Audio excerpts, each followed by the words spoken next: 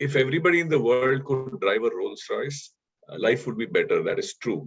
But everybody can't, right? So that's why you make a Maruti, you make a Tata Nano, maybe not as successful, but the intent is democratization.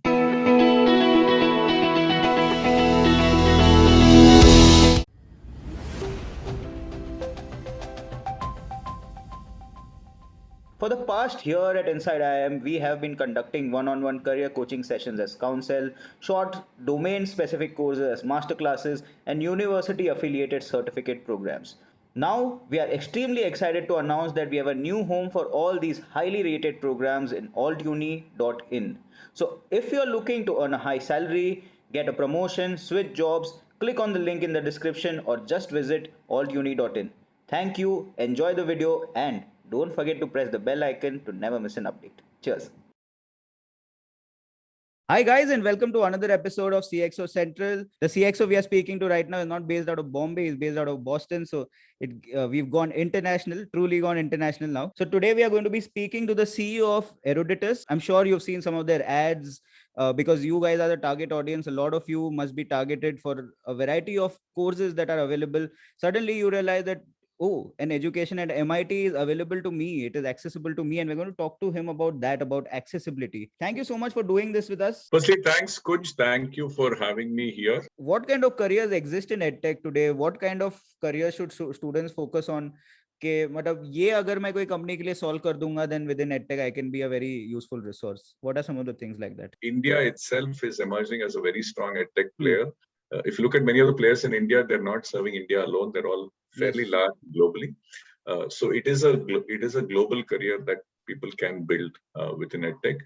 If I look at our own company, we have people from pretty much at least 10 to 15 nationalities, and many of the Indian employees we have also grown into global careers. So it's certainly a very good place to be.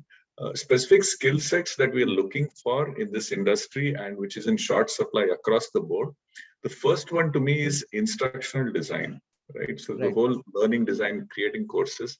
Oddly enough, India has very few instructional design courses. So in other countries, there are undergrad education in instructional design, so people formally learn it. It is a very fulfilling kind of career for somebody who's interested in education and tech, the merging of those two. So that's one area.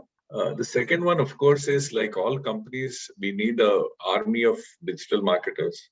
Yes. So the more the merrier. So the more people who know digital marketing that's of course that's not unique to us. I think that's across the industry.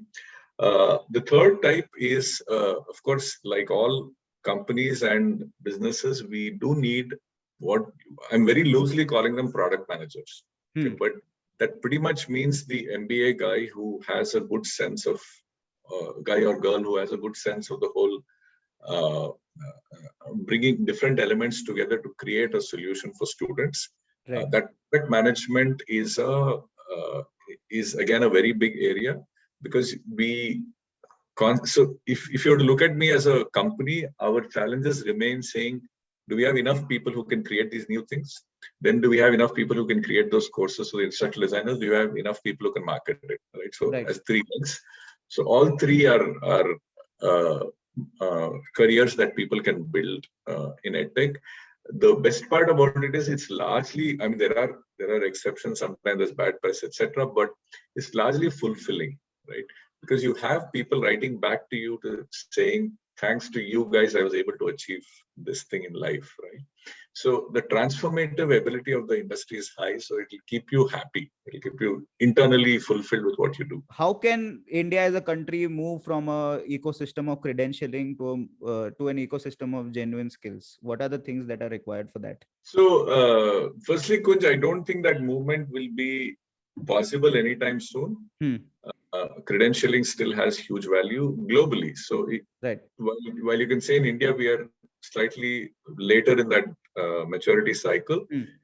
Even, for instance, in the US, in Europe, etc., degrees still matter and the credentials still matter a lot. The reason they matter is it's like money, right? It's like a currency. So everybody knows the Indian rupee. That's why everybody accepts it. Right. You could come out and say, why don't you guys use Bitcoin or Dogecoin or some other coin?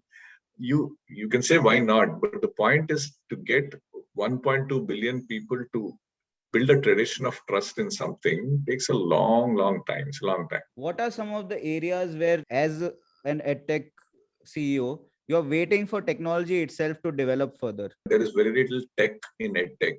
Hmm. Okay, so when I say that, most obviously within the industry, people think I'm just nuts. Okay, so but then if you ask yourself, all the tech in edtech is largely on the it's largely technology that was at least 20 years old. Yes. Right. So for example, the internet, learning online, digital marketing to acquire students, all of these are fairly old technologies in that sense. If you think about it, there's very little technology that was invented specifically for education. Okay, so there's a lot we can do there, and very specifically, the things I am personally interested in, telepresence, right? So where you have people present remotely is so fundamentally awesome, and it's still not scaled. So, for example, on your desk, if you had your teacher walking around, a mini model of your teacher walking around and actually speaking to telepresence, I think telepresence can do that whole having one teacher in a million places at the same time much better. The other dimension, of course, is virtual reality is unexplored in education. That's also because of the limitation of virtual reality itself. Yes. Squeeziness and so on. I'm sure you had to interact a lot day in and day out with recruiters who were at the forefront of making these decisions about employability and who they want to bring in. What was their expectations from entry-level talent? What were some of the things that you learned in your time interacting with recruiters? So one is that it has been fashionable for a lot of companies, including assessment companies, including we as Merittrack in our early days, to state that employability in India is low. Okay, so you say, like, for example, you go to a campus, only 6% of the students get hired, etc. And that's good headline news, but that is not completely true. One reason is just plain arithmetic, right? So if you go into a campus and hire, let's say, 10 students out of the 100 who applied to you, employability is not 10%, because the next day another company went in and hired another 10 and so on. Right. So fundamentally, employability is higher than many of the headline news tells you. Over the last 20 years, the asks from employers have been pretty much the same, which is that people have skill sets that is closer to the job and also that is more current. Okay, so these two things remain the same. It was the same 20 years ago, it's the same today. What has changed over time, of course, is the tech platforms or the requirements. So just to give you two examples, a programmer in 2003 who was being hired was required to know Java or Visual-based VB.NET. A programmer today is required to know Python and a good sense of math so they can do some data science AI stuff. Similarly, if you look at sales marketing, a lot of kids today want to get into sales and marketing but have not learned digital marketing. Oddly enough, most undergrad degree programs today across the country don't even teach digital marketing, right? While it's one of the largest job creators in that sense. So that gap between what is needed and what the skill set that's required in industry versus what is taught is one thing employers look for. The other thing, of course, separately is employers still look for all those soft skills, which is drive, initiative, street smartness, problem-solving approach, problem solving, managing teams, collaboration. So those are timeless in that sense. So those would be the two things any employer would look for. Why do you bet big on online medium right now? Why do you feel that the education that we are delivering on campuses can be shifted online, and what is the argument in favor of that? Pretty much what you're seeing in online shopping, in e-commerce, what you're seeing happening to your television in terms of Netflix, what you're seeing in social media and other forms of media, all those the direction the world is heading towards is some form of digital transformation, which is happening in education too. Now, the benefits of that are are quite similar. Firstly, the key challenge of education is having a high quality teacher. Right now, every primary school in the country, every college, every university wants to have a high quality teacher. There is intent, but it's very, very hard to get. Right? It's somewhat similar to, for instance, saying, can every programmer be as good as Bill Gates, and so on. Right? So that gap is harder to bridge. When you can't do that, what is your next best option? Your next best option is to get the highest quality teacher to be able to reach a large number of students so that students get the quality of education. That is something technology fundamentally enables, right? So if you have a really, really high quality teacher, virtually everyone in the world can learn from that person. The second thing, of course, is by its very nature, because of scale, access, etc., you can make it more affordable. Right, so you can get good quality teachers to people. You can make it more affordable to show tangible outcomes, to be able to show that a person has moved from point A to point B through education online is something that becomes a challenge, because there's something to be said for the amount of years of formal education degree goes on as well. So when a person goes in and after 2 years of an MBA, he comes out versus him doing like a 3-month a course with a top school online, there is a difference in terms of how much the person has grown. They keep talking about student teacher ratio in physical schools.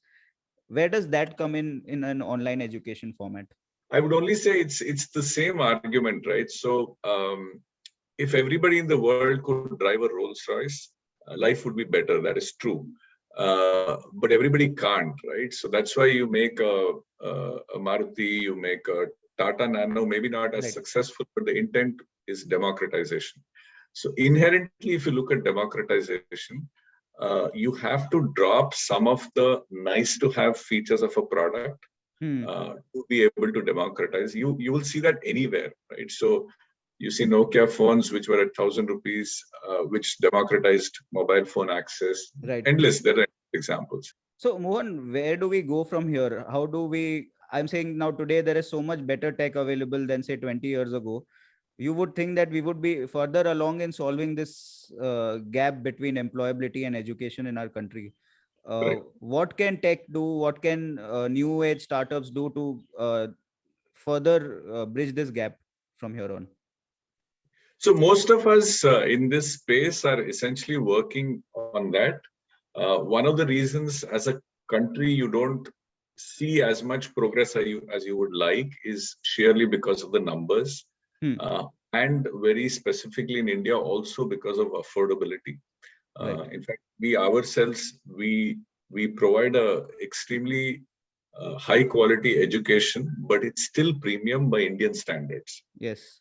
While globally we have democratized it, access to an MIT course today might be at a lower price through us because of online, but for India, it's still expensive. So because of that, the challenge of like when you said, can you do this for all of India? We're still not there. So that's part of the challenge. However, in terms of where do we go from here, I would look at examples, what probably Germany has achieved, what Finland has achieved, what to a large extent the United States has achieved, reaching high quality primary education to everyone would be really the big goal. And there are lots of interesting startups, companies already working in that space. We should do more of that, is what I think.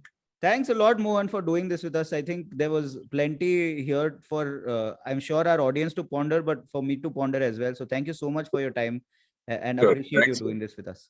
Thank you so much. Thanks, Kunj. Take care. Good talking to you guys. Yeah.